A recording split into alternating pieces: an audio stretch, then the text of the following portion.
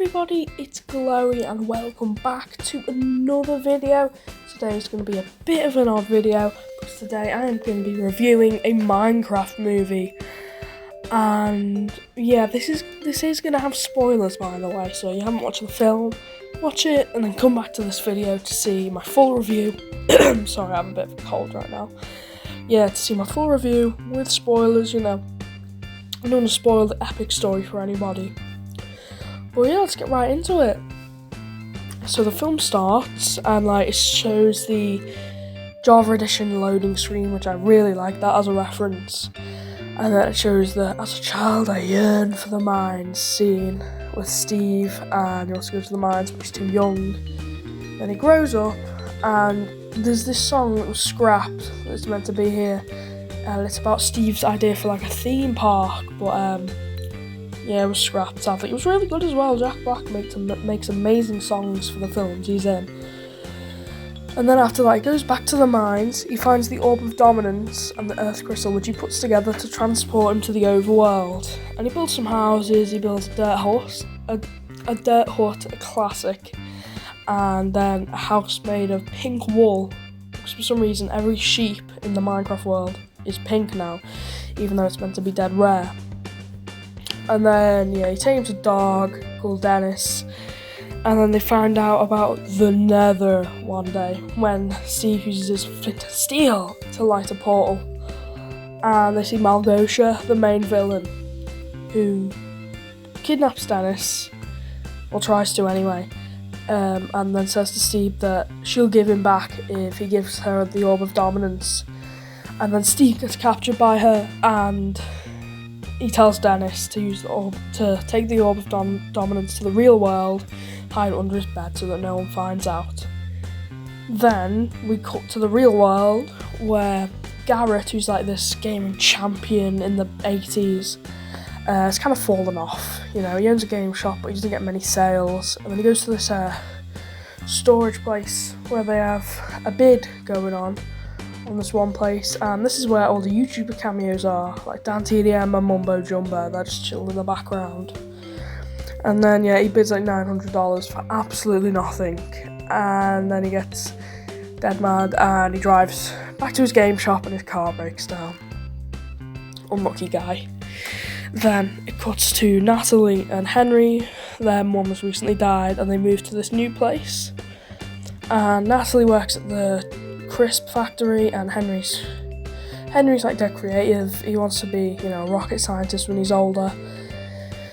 And then they go to their new house, and then we meet the other main character, Dawn, who has loads of jobs. She really wants to have a mobile zoo, which she does have, but it doesn't give her enough money to survive, And then the next day Henry goes to Garrett's gaming shop and sees the Earth Crystal and Orb of Dominance. And I forgot what kind of happens after that, but then he goes to school and he makes this jetpack because bullies dare him to. And then he fails because the bullies sabotage him and it crashes into the crisp factory. And somehow Natalie doesn't know. And Henry gets in loads of trouble, especially with the vice principal Marlene, who's Jennifer Coolidge. She has her own subplot we'll talk about later.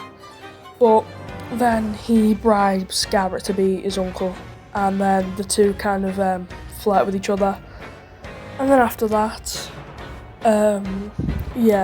they go back to Garrett's shop. Henry combines the Orb of Dominance and Earth Crystal, and then it sends them to the mines, basically. And then Natalie and Dawn follow them, and then Natalie and Dawn just straight spawn in the mines, seriously. Henry and Garrett, they just get there and then boom, Natalie and Dawn are there. It's insane. And they go into the Minecraft world, they're all oh, what's this? Look at this sheep, it's so weird, that kind of stuff. And then Henry learns that he can mine blocks by bumping into a tree. And Garrett also learns because he falls in a hole and he starts digging dirt. But the dirt doesn't drop, and then he completely forgets how to mine later when he mines into into Henry's house. And then Henry ends up building a massive tower even though we barely see him mine anything, you know, there's barely any trees missing.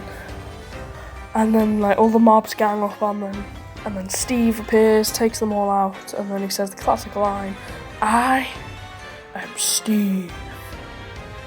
And after that he explains that they need an earth crystal because Garrett broke the last one. And that the earth crystal is at Woodland Mansion. Because for some reason they can't say the or a before Woodland Mansion, I don't know why.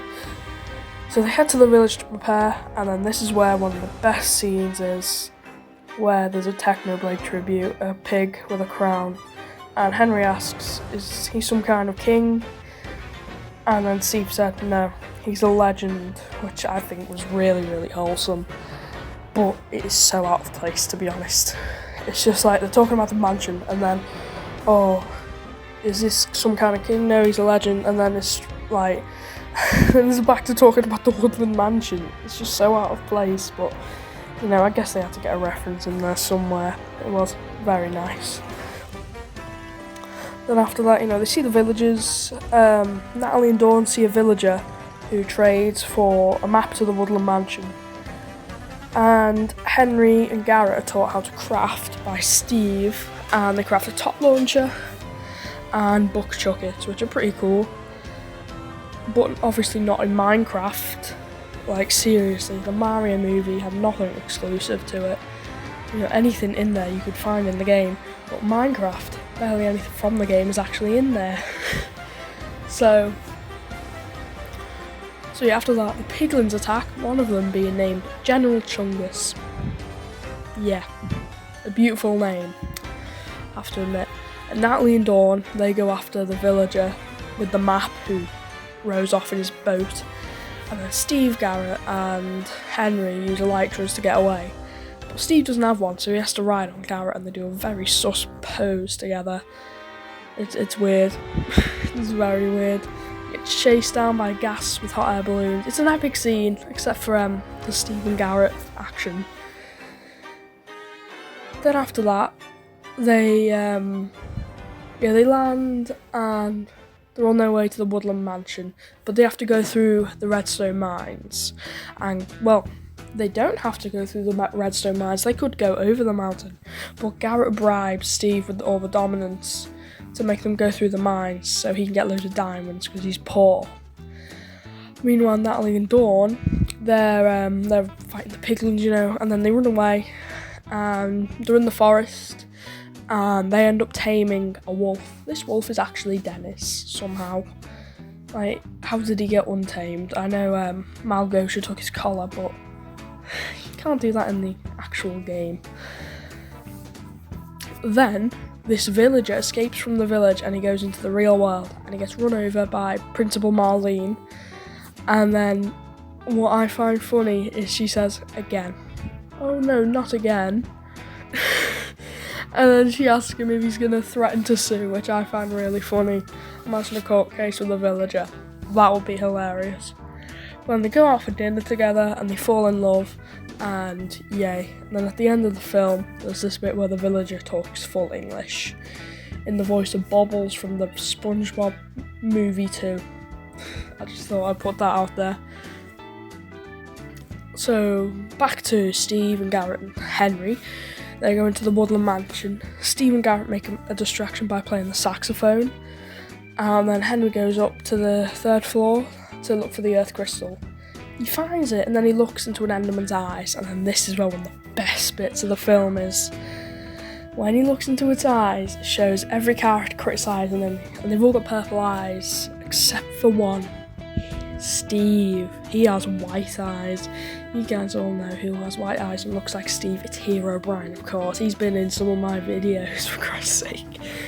I was really happy that Herobrine got in there. But yeah, after that, actually, while that's happening, Garrett and Steve get put in this Vindicator fighting arena, and they have to fight a chicken jockey. And the chicken jockey ends up battering them, and then Henry mines through the roof and somehow gets into the chicken jockey room, and then they run out to be met with Malgosha, the Great Hog, and those other piglins. Oh, I forgot to mention the Great Hog earlier. He was chasing them in the Redstone Mines. on their way to the Woodland Mansion. He's basically like this mutant piglin with a gun arm. He's really cool looking.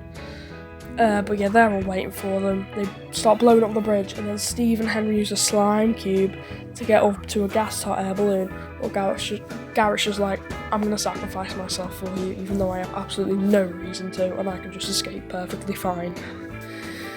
And yeah, and then they crash land the gas hot air balloon, and Steve and Henry wake up in a massive mushroom house that Dawn and Natalie built, even though you need Silk Touch to mine mushroom.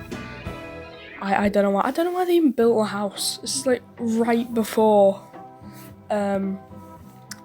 like the end of the film, and then Dennis is there and Steve's reunited and everyone's happy, but then they realise that Malgosha has got the Orb of Dominance now. So then they head over to get materials, and Steve says this epic line. He says, "First we mine, then we craft. Let's Minecraft!" And then yeah, they mine and they craft, even though they could have used the loot that they had at Steve's stash earlier. I forgot to mention earlier, they left all their cool weapons behind when they used their elytras. Yeah, a lot of thought went into this film, I can tell. But yeah, they make like an army of iron golems, and they use Steve's boots of swiftness to make a swiftness golem, which I think was really cool, but it's not in the game. I think they should add it to the game to make it accurate. And yeah, and there's this epic scene where it's the swiftness golem versus the great hog, and it's just epic. And Steve pulls up in this goofy looking diamond armor to fight Malgosha, and yeah, he ends up winning. She's honestly dead weak looking. Like seriously, her whole body is just 2 squares, or a rectangle, a square, I guess. And yeah, but there is a pretty suspenseful scene when Henry uses a ender pearl in his tot launcher to shoot up onto the massive portal Malgosha's made and grab the Orb of Dominance, which is like shooting out like a massive nether portal almost, like a beacon, making the whole world into the nether. And yeah, but then the Great Hog shoots him off, and then of course Garrett, of all people, shows up on his gas hot air balloon and saves Henry. That's why he sacrificed himself, so he can save Henry in the end of the film, you know. And then after all that, yeah, he grabs the Orb of Dominance, and then all the enemies start zombifying, and yeah. Oh, I forgot to mention, Dawn tames an army of wolves to attack them. I think that's pretty cool, to be honest. It's like me with my friends on servers. So then they say their goodbyes at the portal, and for some odd reason, I don't know why, Steve decides to give Dennis to Dawn, even though Dawn just tamed like millions of wolves. Why give away your wolves when she has loads, you know? And then, you know, they all go through the portal, and you know, all their arcs are resolved. Oh, Steve goes through as well. You know, so Henry finally masters his jetpack, apparently, even though he mastered it in the beginning, but the bully sabotaged him, so there's really no arc going on there. Natalie does like self-defense now, except her mascot's a piglin. No one's gonna know what a piglin is. No one knows what a piglin is in the real world, you know? And then Garrett and Steve make this, actually all of them actually, make a video game in Garrett's new shop, which is like the hot spot for everyone. It's called like Block Buddies Bowel Busting or something. And you know, it's about them battling piglins in a blocky world. It's basically like Street Fighter, you know? And then it ends with like Steve and Garrett singing, playing the saxophone and that. And yeah, honestly, it was a really good film. Oh, I forgot to mention Dawn now does mobile zoos full time. And there's a post-credit scene of Alex, which is great. I'm glad that she's going to be in the next film. But yeah, amazing film all around. Very funny. It should have been animated. And there were also some banger songs, like this one, which I'm going to play now, called Lava Chicken by Jack Black. It's just amazing. You ever wonder what happens when you mix hot lava and chicken? I did. and you're about to find out. La la la lava, chicken. Steve's lava chicken, yeah, it's tasty as hell. Ooh, mamacita, now you're ringing the bell. Crispy and juicy, now you're having a snack. Ooh, super spicy, it's a lava attack.